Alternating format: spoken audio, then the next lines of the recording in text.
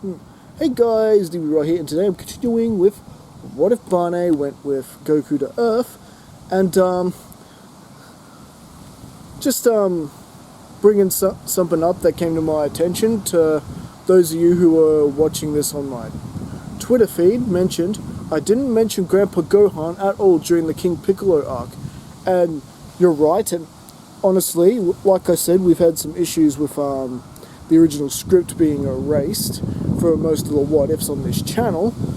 And yeah, I completely forgot that Grandpa Gohan is alive in this timeline. So, big apologies for that. Anyways, on with the story. Now, over the next 3 years, Barne and Kakarot have indeed been training together on Kami's lookout, and just like Krillin, Tien, Yamcha, and Chaozu have gone their own ways, training on their own, and of course Piccolo Jr. has started getting down to business as well.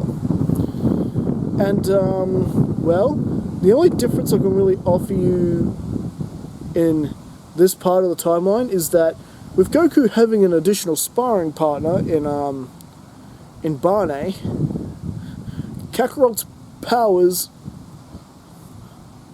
are, well, quite potentially could double. You know, two Saiyans trading together, Zenkai boosts, and as we know, Barne hasn't really hit her full potential ever since the time she thought that Goku was killed by Mercenary Tao and the Red Ribbon Army.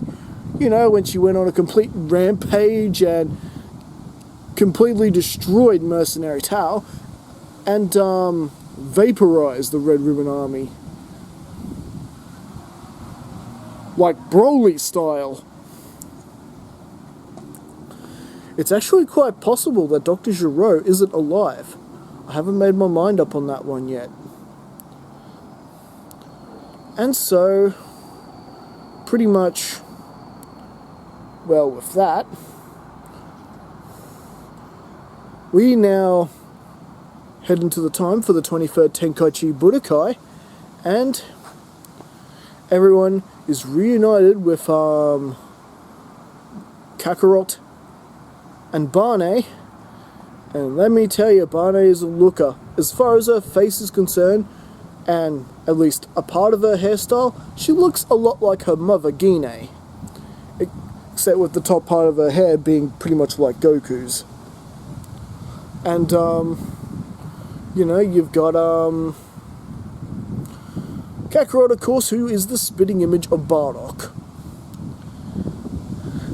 And, well, Barne's pretty much the only one who can attest to it, because she's pretty much the only one who can vividly remember her parents and even Raditz. I don't know. You could maybe chalk that up to girls maturing faster. I don't know. Anyways, with the meets and greets and everyone being surprised how much taller Goku and Barne have become, and Krillin a little stumped that a little Moody that he hasn't grown that much, but it's alright, she's still Barne's cute little pal. And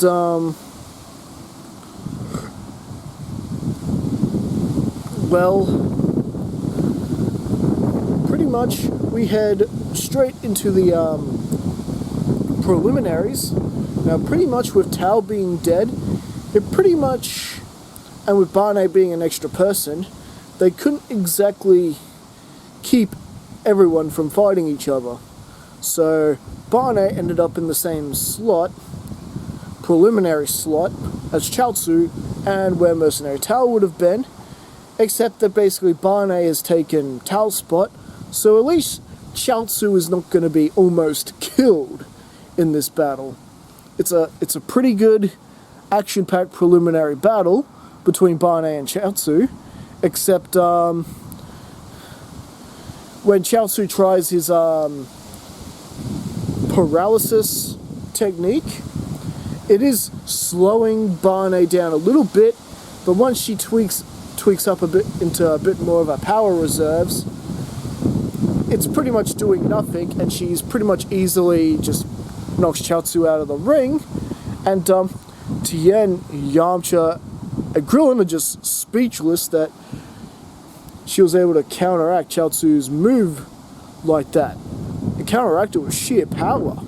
And it doesn't even look like that Barne's even lost her breath. The only one sort of smiling and not surprised by this is her brother Kakarot. And well, pretty much from there, everyone advances into the next rounds, like in the usual, including a certain girl known as Anonymous, who is angry at Goku for some reason about some promise. And well, anyways, we get the first match between Tien Shinhan and Barne, and it's a pretty good matchup. It's pretty similar to Goku's version of battling him in this timeline, except that Barne is not removing her weighted clothes at all. And she actually does manage to beat Tien Shinhan without having to remove them, and essentially beats him the same way that Goku does in the original, taking advantage of the fact that the multiplier technique divides your power level within the 4 copies evenly. Sounds like Naruto's shadow clone jutsu. Anyways, not the point. The point is, Tien Shinhan is knocked from the ring. Barne advances to the next round, and well, we get Goku versus Kakarot, versus Chi-Chi, and that pretty much goes exactly the same way. Kakarot, can you tell me what I forgot so I can remember? And essentially beats her. Anonymous reveals her identity to be none other than Chi-Chi, and that the two of them were promised to be married, and now a real proposal has happened. And well, even though Goku didn't figure out who Chi-Chi was, Barne wasn't fooled for a second. Barne is quite smarter when it comes to those things, when it comes to being human. Yep, Kakarot is still quite dim-witted. And so pretty much essentially from there, you've got the marriage proposal happening there, and then, well, you got Krillin versus Junior, and just like the original, you've got, in this case, Kakarot and Barne warning Krillin to be careful of this one. And, well, the fight ends up going exactly like it does in the original story, ultimately Piccolo getting the win, and much like Barne in the fights we've seen with her so far, Piccolo's not even huffing and puffing. But still, Barne couldn't help but be very impressed by Krillin, who has developed quite well as a fighter. I mean, he's learned how to fly. He knows when to pull back. He knows when to hold back. Knows when to go fully at it. Understood his limits. Barne was very impressed that Krillin did that well against Junior. It's kind of a bummer I didn't win. And Barne looking all sweet and saying, "Don't sweat it, Krillin. You did so well, I'm amazed."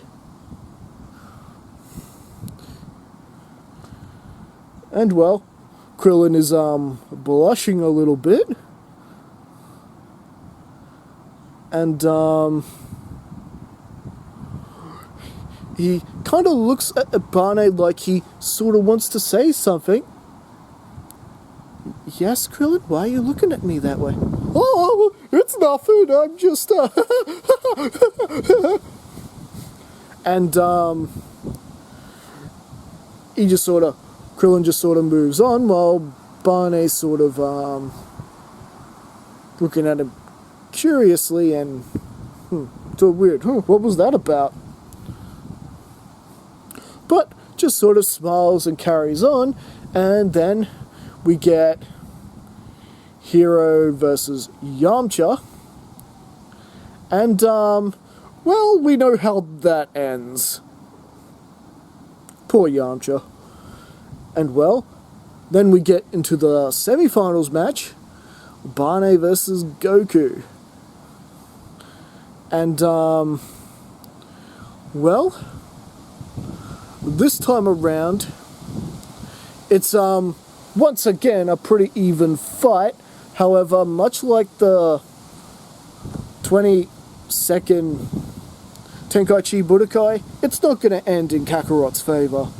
Barne is just a lot better skilled, and well, mind you, Kakarot is giving it everything he's got, and this is making Barne huff and puff a little bit.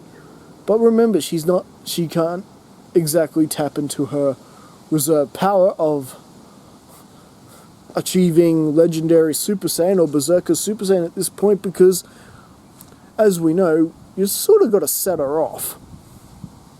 It's very dormant. It's not quite like Broly, where he has no control over it whatsoever. It's sort of tapped way down. It's more like Incredible Hulk. You actually do got to get her worked up for her to access it. So it's more like on Incredible Hulk rules than Broly, who can go out of control just whenever. And well, pretty much ultimately, like I said, Barne gets the win after winning a Kamehameha beam struggle against her brother, and essentially sends Kakarot out the ring. And then, of course, we got King Piccolo battling Hero, the disguised Kami, and well, this fight actually does go a little bit differently than what it does in the main timeline. Just that Kami also assisted with the two Saiyans training. It wasn't just Mr. Popo. After all, there were two Saiyans to work with. So Kami, you could say, is a little bit stronger in this timeline. However, not by much. He still ends up losing, courtesy of the Mafuba. But Piccolo is pretty much huffing and puffing a little bit, just like Barne was huffing and puffing a little bit in the match with Kakarot. And well, after the intermission, it's time for the final match between Barne and King and Piccolo Jr. Jr. I've been calling him King Piccolo, haven't I? Anyways, we get the battle between Barne and Piccolo in the final match, and since it started, it is pure brutality. None of them are really giving a damn about winning the tournament. This is pure brutality, and it is seemingly a battle to the finish. Although Barne is trying to stop Piccolo, because just like the original, Mr. Popo told both Barne and Kakarot the truth, that if they kill Piccolo, they'll kill Kami as well. But that's okay. I'm sure if they just break his arms and legs, that'll stop him. Right? So, Barne's still not pulling her punches exactly, but she is more intending on injuring Piccolo to the point that he stops, rather than killing him. And, well, just like Goku in the original timeline, she does wait for him to get gigantic before jumping into his mouth and pulling Kami's jar out of his throat. And, well, with that, Piccolo does begin to resort more to his more dirty tricks, and essentially Piccolo and Barne end up double punching each other till they're both out of the ring. So the finals match ends with a draw, but there has to be a winner, so technically the first one on their feet would be the winner, which is also hard to determine because both of them pretty much get up at the same time and still going at it full ball. So I guess the next knockdown wins, which is pretty much, I guess you could say, Piccolo wins, because Piccolo does pull off a pretty nasty trick that catches Barne by surprise and sends her crashing into the ring floor. And well, with that being over, Kakarot decides to join in the battle. It's looking like that his sister's going to lose, and Barne and Kakarot did agree that they would switch if they had to. And well, Kakarot's not giving her any choice. Kakarot has pretty much joined the battle and has begun attacking King Piccolo, with Kakarot being a bit more fresher. It is proving hard for King Piccolo to even stand up to Kakarot, who is only just slightly weaker than Barne's power. Of course, if Barne was tapping into a latent potential, she'd pretty much destroy everyone there. So let's be lucky that isn't happening. And well, it's good that Goku's getting a bit of fighting in, but it's not too long that he's getting as exhausted as the as Piccolo and Barne, because well, you know, they're still even with power, and Piccolo still has a lot of fight left. However, with Barne now sort of recovered a bit, we are getting a bit of that 2-on-1 action that we saw in the King Piccolo arc, that is causing Piccolo to lose his ground, and once again he is defeated by the Saiyan duo. However, Barne and Kakarot show Piccolo mercy, feeding him a sensu bean, and of course he realizes at this point he's not going to stop the two of them. King Piccolo will resume his training, and when he is ready, he will face Son Barne and Son Kakarot once again. And well, with that, we skip ahead to the wedding of Kakarot and Chi-Chi, and well, we head into the 5-year time skip, which in between that time, Barne and Krillin have also gotten married. Both Kakarot and Chi-Chi, Barne and Krillin, both having a half Saiyan child. Both boys, the first one of course, being named Gohan, named after Grandpa Gohan, and the son of Barne and Krillin shall be Cullen. And well, as we know, Krillin shaves, so I guess, yes, Cullen does have hair. Much like his mother's. In fact, exactly like his mother's.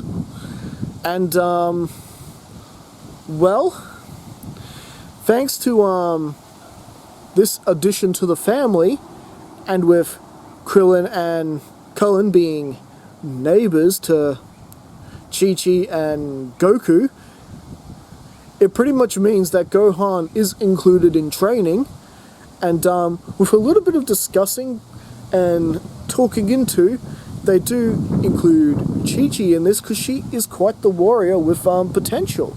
And Barne just makes it clear that it's a waste, and that if she continued with her training, she'd have an even better bond with her husband, and, well, as a child, quite frankly. But Chi-Chi, of course, is still insisting that Gohan gets a bit of studying.